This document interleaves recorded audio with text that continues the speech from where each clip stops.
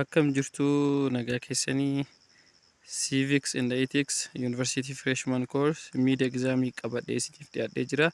Mid Examiin kun University Haramaa irraa naaf ergame ijoolleen baay'een koomentii irratti Mid Examii nu hojjedhu jettanii gaafii gaafachaa turtan keessattuu University Haramaa irraa barattoonni hedduun na gaafataa turtanii. Anis gaafii keessan irratti hundaa'uudhaan qabadhee isiniif dhiyaadhee jira.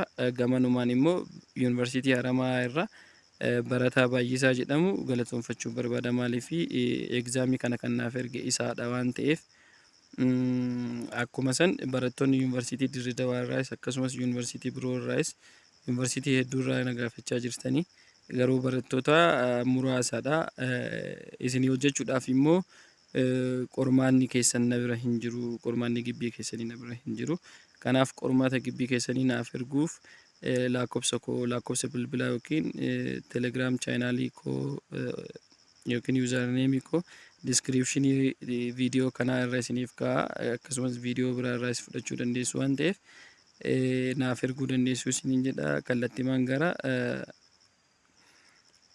gaafilee itti haasennu gaafiin kun hedduu qormaataaf hedduu isin qopheessa waan ta'eef sirriitti hojjechuu qabdu jedheen yaada. Which one of the following question number 1 which one of the following is an examples of moral relativism? Moral relativism jechuun maal jechuudha?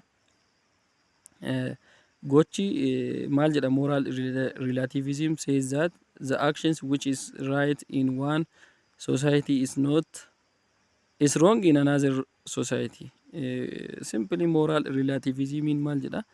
Gochi society tokko keessatti sirrii ta'e society biraa keessatti immoo sirriidha miti. Fakkeenyaaf eating the meat of donkey is not acceptable in Ethiopia but it is acceptable in China. Foon harree nyaachuun fakkeenyaaf Itoophiyaa keessatti fudhatama qabu yookiin sirriidha miti. Garuu China keessatti sirriidha. Kanaafuu simply deebii hojjechaa deemna. Kuuwwan sirrii akka hin taane waan beeknuuf deebiin jala kanattis isinii bahee jira. What is right is in one society may be wrong in another ka jedhu kana ta'a jechuudha. Question number 2.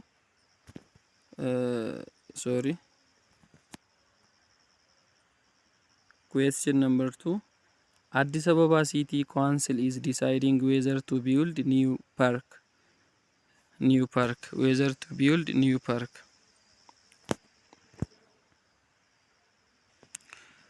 The park will benefit thousands of residents, but it will require the demolition of few homes, displacing small numbers of families.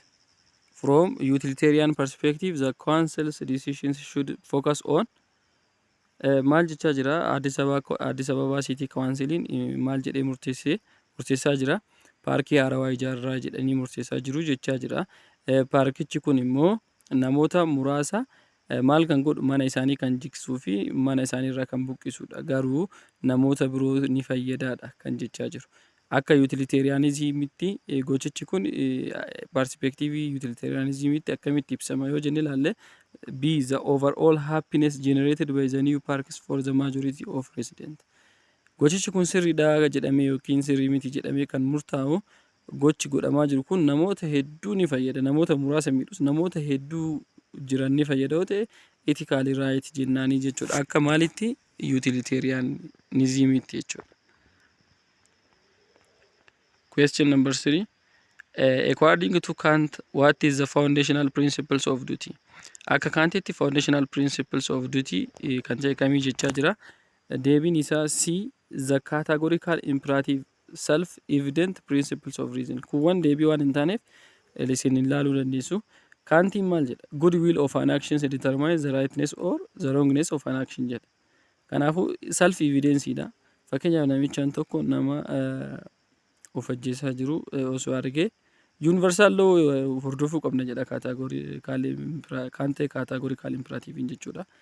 Osoo nama of ajjeesaa jiru argee namichaan kun dirqamni irra jiru maali? Lubbuu nama kana hambisuudha. Garuu nama kana osoo olchaa jiru osoo lubbuu isaa harkatti darbee namni biraa osoo argee namicha kana seetu ajjeesee jedhaanii jechuudha. Kana jechuun namichaan sun gochi inni godhaaru sana riizaltii isaa konsekwensi isaa osoo hin taane good will yookiin intentionii isaa maal turedha.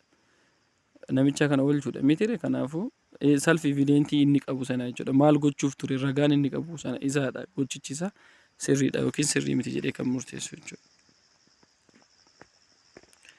Question number 4.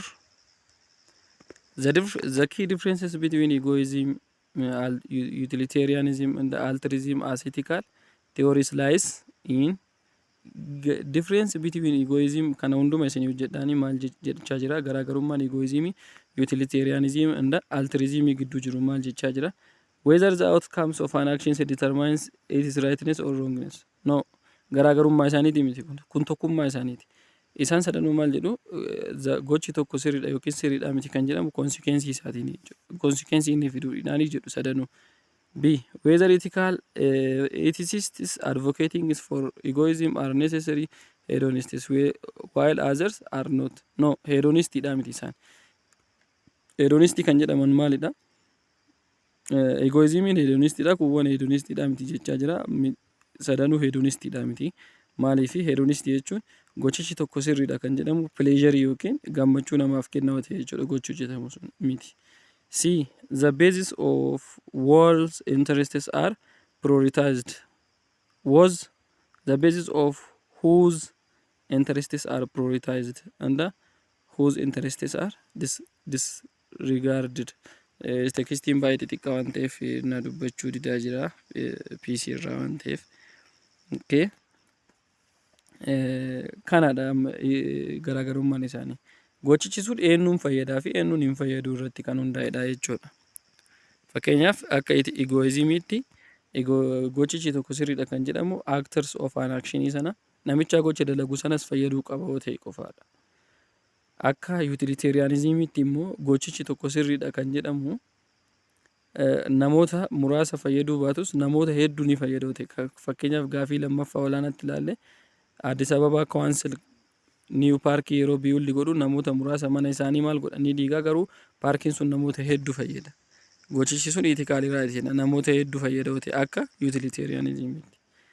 Akka altruismiitti immoo gochichi sun nama gocha sana raawwatus fayyaduu baatu namoota biroo ni fayyada yoo ta'e gochichi sun ethical right jennaan jechuudha. Fakkeenyaaf miitingii namoota 200 tokko keessatti osoo boombii darbame yoo argitanii harkaan qabdanii lubbuun keessan darbe gochichi isin gootan sun sirriidha. Gochichi isin boombii qabu sun sirriidha. Maaliif namoota biroo oolchitanii ofii baddanis gochichi sun sirriidha jedhu akka altruismiitti. Kanaafuu interestii inni eenyuun interestii prioritize kan godhu benefitii eenyuuf kenna kan jedhu irratti jechuudha garaagarummaan isaanii. Question number 5. Which of the following statements describe factors that does not contribute to the conduciveness of participant political culture for democracy? The answer is citizens are aware of political situations in the context of their country. Kana reason is alallume. Non-conducive factors for democratic political cultures kan jedhudha. Answer citizens aware of political situation. Reason awareness actually supports democracy not weakens. Awareness democracy qabachuun democracy sana ni jabeessa malee maal hin godhu weakens hin godhu. Kanaafuu the answer is citizens aware of political situation kan jedhu ta'a jechuudha.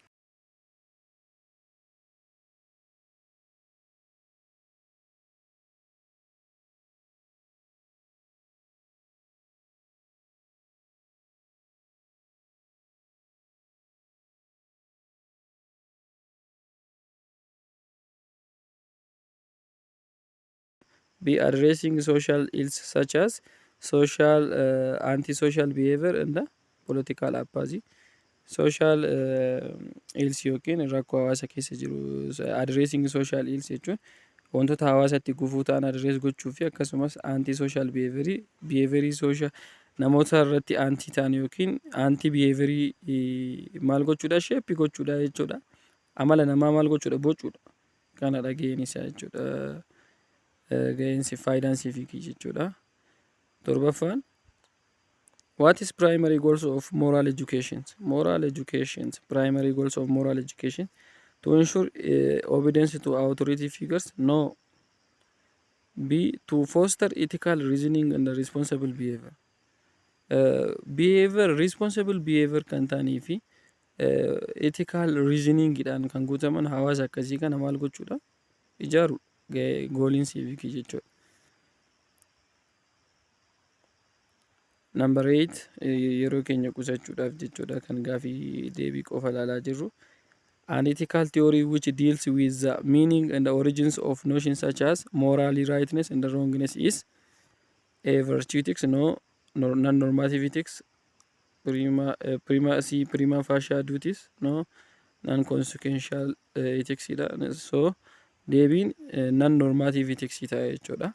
Yookiin meta ethics kan jennuun jechuudha. The meanings and the origins of the ethics, morally rightness and wrongness wajjin kan inni ta'u non-normative ethics jechuudha. Kan study godhu jechuudha. Question number 9. Identify the sentence exemplify a notion which is unethical at the same time illegal. At the same time illegal gocha illegal yookiin unethical ta'e at the same time jechuudha.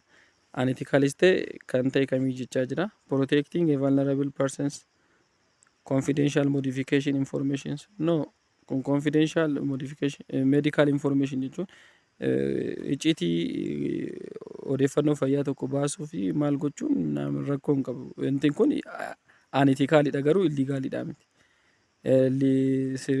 Karaa legaalitiin illegaalidha miti jechuudha. A social media platform use user data in ways outlined in lengthy legal terms of service that most users don't understand. Kunis unethicalidha malee illegalidha miti. Stealing money from a charity at the same time illegal and unethicalidha. Question number 10. Pick out philosophers who diverges most significantly from the others in his or her emphasis on the foundations of moral judgment. Moral judgment irratti namichaan fokasii guddaa godhee nuni kanneen keessaa jechuudha. Roosiidha mi? Roosiidha. Roos prima facie duty kan jennuun jechuudha. Okay. Question number 11. Which of the following best describes the ethical positions of non-cognitivist kan jedhu laalla. Ethical statements do not state facts but expressing attitude. Ethical statements are universal truths. Ethics is a form of science. Ethics is based on reasoning and logic. No. Ethical statement A deebin. Ethical statements do not state facts but expressing attitude. Ethically in fact dha miti. Ethical action yookiin ethics in fact dha miti. Garuu maalidha? Feeling yookiin attitude dha. Express attitude. Fakkeenyaaf the studies of ethics jechuun the studies of morality dha miti. Morality fakkeenyaaf moral relativism keessatti ka hawaasa tokko keessatti sirrii ta'e gocha hawaasa tokko keessatti sirrii ta'e hawaasa biraa keessatti sirrii miti. Mitire kun maal agarsiisa? Attitude agarsiisa jechuudha. Dha jechuudha deebiin. Question number 12. Which of the following is an examples of hard pleasures according to meal? Resting and the entertainment, eating and the drinking, scientific knowledge and the intellectual, sensual gratification. No. Meal maal jedha? John Start meal jechuudha. Meal maal jedha? Scientific knowledge and intellectuality is quality over quantity jedhee ibsaa mitire. Kanaafuu isa kana ta'a jechuudha. Kuuwwan quantity agarsiisu jechuudha. Gammachuu yeroo gabaabduudhaaf garuu intensitiin isaa high ta'e nuuf kenna. Fakkeenyaaf sensual gratification kana gammachuun isarraa argannu guddaadha yookiin quantityidhaan guddaadha garuu quality hin qabu jechuudha. Yeroo dheeraadhaaf durationiin isaa xiqqaadha. Kanaaf C dha jechuudha deebichi. Question number 13. Identify notion establishing standards or values and employing systematic, reasoned and specific tools to evaluate appropriateness of moral actions. Deebichi maalidha? Ethics dha miti? Identify notions establishing standards or values and employing systematic, reasoned and specific tools to evaluate appropriateness of moral actions. Ethics dha jechuudha. Question number 14. What does the divine command theory asserts about morality? Divine command theory why morality maal jedha? Moral values are created by government. No. Divine jechuun maal jechuu akka ta'e beektu. Uumaadhaa miti. Morality originates with gods and is based on divine evil. Divine will kan jedhu kana jechuudha. Gochi tokko sirriidha yookiin sirriidhaa miti kan jennu yoo maalirraa dhufe jechuudha? Waaqarraa dhufe jechuudha. Gocha waaqni hin keenye sirriidhaa miti jedhee ka'e yoo dalagne sirriidhaa miti jechuudha. Gocha waan sirriidha jedhe yoo dalagne immoo sirriidha jechuudha. Question number 15 or gaafii 15ffaa. A central idea in virtue ethics is that happiness is an important B consequence always determines morality. C right action depend on rules. D good characters leads to good actions. D dha jechuudha deebichi central idea in virtue ethics. Fakkeenyaaf virtue ethics maalidha? Ati good kaaraakterii horachuu qabdaadha. Maalirra? Good action irra jechuudha. Fakkeenyaaf yeroo hunda gocha ati gootu hawaasa biratti sirrii ta'ee mul'achuu dhabuu danda'a. Garuu keessa kan kee wanti jiru fakkeenyaaf look akkuma qara isiniin jedhee tarii nama self suicide yookiin of ajjeesaa jiru argitanii osoo argitanii maalidha?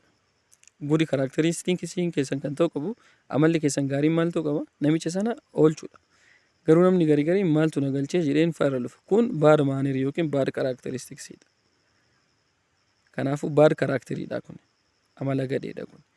Kanaafuu amalli si horachuu qabdan consequence isaa ilaaluu hin qabdanii gocha sana moral kaaraakterii horachuudhaan gocha tokko hojjechuu qabdu jechuudha. Dirqama keessan ba'uu qabdu. Kun virtue ethicsdha jechuudha. Good characterii internal characteridha kan isin kaawwachuu qabdan. Gochichi dammoo externalidha. Hojii keenya gocha keenya kan wanta sirriidha yookiin sirriidhaa miti kan jennee murteessinu hojii isaa ilaalleeti. Garuu ilaalchi namichaan sun dalaguuf yookiin intenshiiniin namichaan gocha sana dalaguuf maalidha kan jennee osoo ilaalle good kaaraakterii arguu dandeenya jechuudha. Kun virtue ethicsdhaan ibsama. 16ffaa. According to act utilitarianism, telling a lie is immoral if it maximizes happiness in that situation. B it feels right. C it follows universal rules. D it develops your character. Act utilitarianism and rule utilitarianism jireenya act utilitarianism gocha tokko sirrii kan jedhamu yoo maal godhe happiness fide jechuudha. Gochichi sun situation sana keessatti gammachuu yookiin waan nama gammachiisu hojjeta ta'e. Fakkeenyaaf look nama wallole lama osoo sobdee araarsite. Osoo sobdee yookiin akka waliin lolle goote gochicha itti goote sun sirrii ta'a. Maaliif wanta gaarii hojjettee waan nama gammachiisu hojjette jechuudha. Garuu sobuun maalidha? Akka hawaasaatitti safuudha.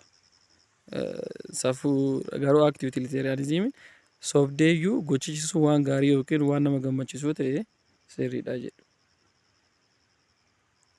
17ffaan. Which of the following actions or beliefs of students does not violate the core moral, ethical, democratic and educational values of moral and civic ethics? A. The belief that might is right. B. Exclusively promoting self-interest. C. Recognizing that diversity in inevitable reality among the citizen hence needs to be accommodated. It deebichi siidha sirriitti akkasitti kennitanii ilaaluu qabdu. 18ffaan. Mr. Sophia always feed helpless street children. According to ethical egoist, this Mr. Sophia's action is good and morally acceptable because the moral actions enables Sophia to get the blessing of God. B. these moral actions enables Sophia to produce greater happiness for society. C. Sophia does the actions in order to minimize the suffering of the children. D. Sophia does the actions in accordance the societal norms and value. Kana simple xiyyaaqeedha. Simple gaaffii salphaadha. Akkam gootu ethical egoistii maal jedha? Gochi sun waan si fayyadu yoo ta'e, waan ati irraa argattu yoo jiraate gocha sana dalagi. Achi sanaan ala gochichi sun sirriidhaa miti jedhu. Kanaafuu deebichi eedha laala. These moral actions enables Sophia to get the blessing of God. Eebba waaqaa argachuu, waaqarraa argachuudhaaf maal gooti jechuudha. Kanaafuu waan argattu jiruuf gochichi kun sirriidha jechuudha. These moral actions enables Sophia to get blessing of God. Question number 19 or 19. Which of the following statement is true? Come to dhugaadha. A. The notions that human beings are social animals emphasize triviality of human interaction. No. The prosperity and the stability of any given society are partly dependent on the principles and the value it has developed, adopted and uses. Look, maal jechaa akka jiru laala, deebichi isaadha. The prosperity and the stability of any given society are partly dependent on the principles and value it has developed, adopted and uses. The correct answer is B. Question number 20. Which of the following best describe the primary focus of normative ethics? Primary focus of normative ethics kan ibsu kam?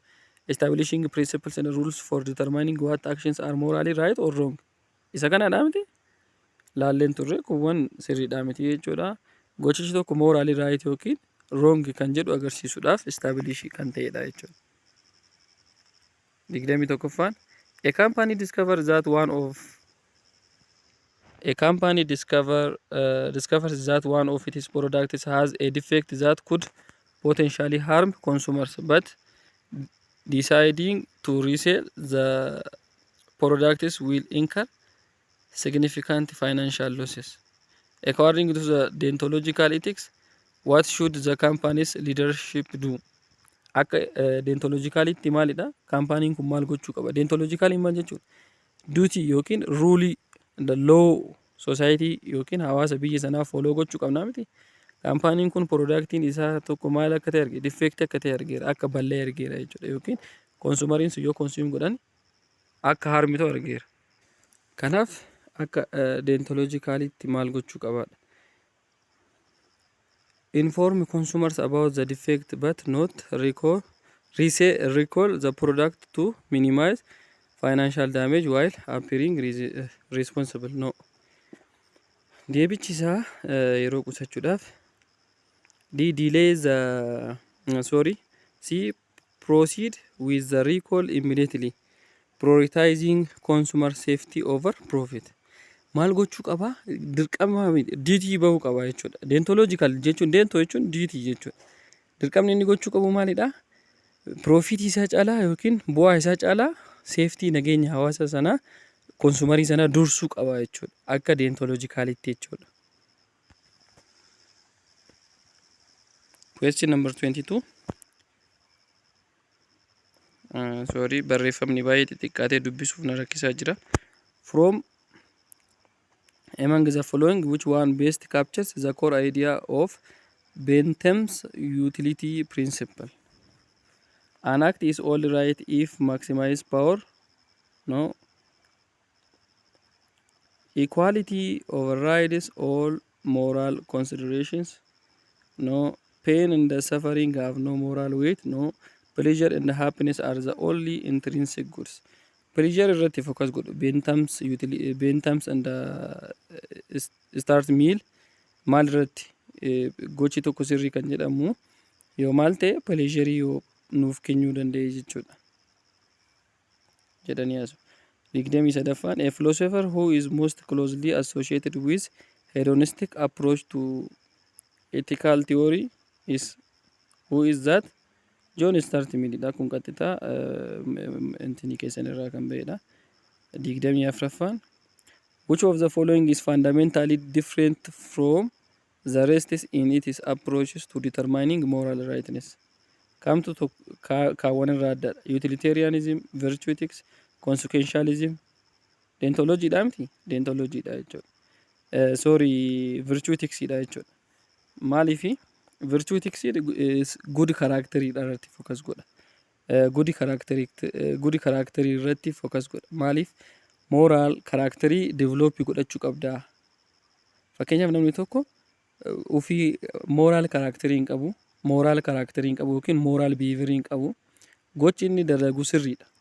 Kanaafuu moral character gochi itti dalagdu akka barbaadde sirrii ta'u moral character yoo hin qabaanne fakkeenyaaf wanti ati nama gargaartuuf fakkeenyaaf namni tokko osoo namoota rakkatan gargaara ta'e wanti inni nama gargaaruuf dhuguma namoonni sunniin garaa isa nyaataniiti yookiin immoo namootni sunni akka rakkina keessaa ba'aniif moo bu'aa mataa ofii ho'ii barbaadee gargaaraa jira kan jedhu. Bu'aa mataa ofii barbaadee gargaaraa jira yoo ta'e sirriidha miti akka virtue ethics'tti.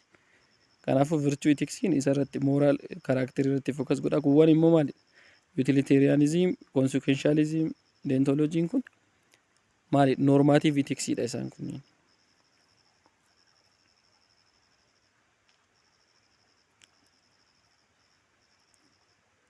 Question number 25. From the following, one theory emphasizes in describing the inherent selfish nature of human beings: ethical altruism, psychological altruism, psychological egoism, ethical egoism. Kun psychological egoism ta'a. Maal jechuudha? Inherent selfish nature of human being. Dhalli nama uumamaan maalidha? Psychologically yoo yaaddanme uumamumaan waan isa fayyaduuf gocha hojii dalaga malee waan nama biraa fayyaduuf miti. Eessas dhaqa eessas gocha tokko namni wanti dalaguuf wanti waan wayiillee nama gargaaruuf nama rakkates kan gargaaruuf warroonni fakkeenyaaf sooshaal miidiyaa irratti malaaltan kunniin bu'aa mataa ofii yookiin beekamtii barbaadu yookiin nama biroo irraa mallaqa argachuuf jecha gocha sana dalagu jechuudha. Kun psychological egoism argata. The selfish nature of human being jedhama psychological egoism kun jechuudha. Question number 26. Which of the following best describes the relationship between ethics and the law? Come to relationship ethics and the law agarsiisa. Ethics share common ground with law, but it is broader, offering goals for evaluations. Isa ta'a jechuudha. Ethics shares common ground with laws, but ethics fi lawn walitti dhufeenya qabu. Wanta ethically right ta'e lawn support gochuu danda'a. Fakkeenyaaf seerri tokko gaaf ba'u ethics irratti hundaa'eeti kan ba'udha. Garuu ethics'n seerarra maalidha? Broaderidha. Fakkeenyaaf namni tokko maaliif broaderii jenne ilaala. Broaderii maaliif jenne? Ethics'n broader jechuun broader conceptii qaba law irra jechuudha. Maaliif yoo jenne fakkeenyaaf fakkeenya kana wanti isin fudhadhuuf qormaatarra yeroo baay'ee appeal godha. Nama of ajjeessu tokko osoo argitanii dhaqxanii oolchuuf osoo jettanii osoo namichaan sun lubbuun isaa darbee namni biraa osoo isin arge isintu ajjeesaraa jedha jechuudha. Maaliif itti fakkaata waan ta'eef. Seerri maal jedha kana? Seerri gochi isin gootan kun yakkaa jedha. Raajiidhaanis lallaalee yakkaa jedhee isinidha. Garuu ethically akka kaantes categorical imperative'itti kun maalidha? Gochi isin gootan kun goodwill yookiin intentionii isin waan gaarii hojjechuuf ture waan ta'eef gochichi isin gootan kun right jedhee fudhata jechuudha. Kanaaf ethics isarra broaderidha. Law broaderii kan jenneef jechuudha. Garuu wanta share waliif godhan qabu characteristics ethics fi law waliin share godhantu jira jechuudha. Which of the following distinguish Mill's views of happiness? Mill's views of happiness kan agarsiisu kam inni jedha? Simply it emphasizes higher quality such as freedom and friendship. Quality over quantity irratti focus godhaa miti and Mills jechuudha. Inni quantity over quality jedhu John Jerome Bentham immoo maal jedha? Quantity over quality jedha jechuudha. Question number 28. Which of the following statements best distinguishes egoistic ethical theories from altruistic ethical theory? Egoistic critical theory altruistic irraa kan adda baasu maalidha? Egoistiin maal akka jedhu hin beektanii, altruistii maal akka jedhu hin beektanii. Egoistiin maal jedhu gochi tokko sirrii kan jedhamu yoo nama gocha sana gochaa jiru fayyade qofa. Altruistii yoo maal jedhu nama sana gocha sana gochaa jiru yoo fayyaduu baates gochichi sun namoota biroof fayyada yoo ta'e sirriidha jedhu. Look, egoist theories focuses on the developments of virtuous characters while altruistic theories focuses on adherence to universal moral principles.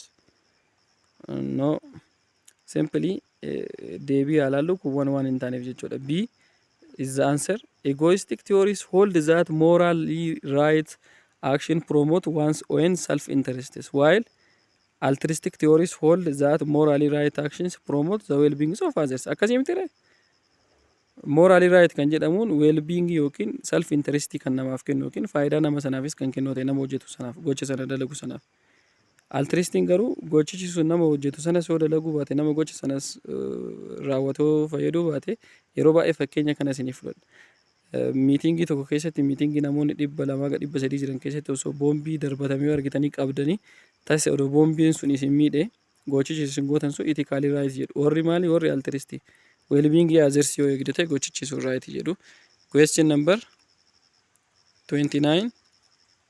Which of the following statement is incorrect regarding civic education? Kan incorrect ta'e B dha. It encourages and promotes citizens disengagement from socio-political issues. Namoonni akka socio-political issue keessatti hin hirmaanne godhaa jedhaa jira. No, kun wanni ta'a laalaa salphaadha waan ta'eef. The correct answer is incorrect answer jedhee miti ree? The correct answer is it encourages and promotes citizen disengagement kan jedhu kana B dha jechuudha. Question number 13. Kant's categorical imperative requires that an action's maxim must be universally applicable without contradiction. Gochi nuti goonu suni universally applicable ta'uu qaba. Right jechuudhaaf jechuudha. Universal law maal gochuu hin qabu jechuudha. Contradict gochuu hin qabu jechuudha. Kanaafuu viidiyoo kana hanga ammaatti ilaalaa jirtan yoo ta'e hedduu isinitti toleera jechuudha. Gamanumaan namoonni qormaanni akkasiin hojjetamuu barbaadan yuunivarsiitii adda addaa irraa nagaafachaa jirtu keessattuu yuunivarsiitii Dirree Dawaa irraa kuni kan Haramayaati. Ijoollee Haramayaa barataa baay'isaa jedhamutu naaf ergee waliin beeknu yaa inboxiimaan naaf ergee kanaaf lakkoofsa koo koomentii irra kaa'eefii naaf ergee isinis yoo isinitti tole lakkoofsa keessan naaf kaa'uudhaan qormaata akkanatti akkasiniif dhiyeessu. Yoo barbaadan akkasitti na communication gochuu dandeessu jechuudha. Sorry isaa koo qusachuudhaaf viidiyoo kana halkaniidhaan isinii hojjedhe tarii iddoon itti dogongoree jiraachuu danda'a. Iddoo sana isin sirreessuu qabdu yaa qormaatuma yoo waan ta'eef sirriitti hojjechuu qabdu jedheen yaada. Kanaaf anaanis subscribe gochuu, comment, like, copy link, share gochuudhaan na jajjabeessaa isiniin jedha. Galatooma.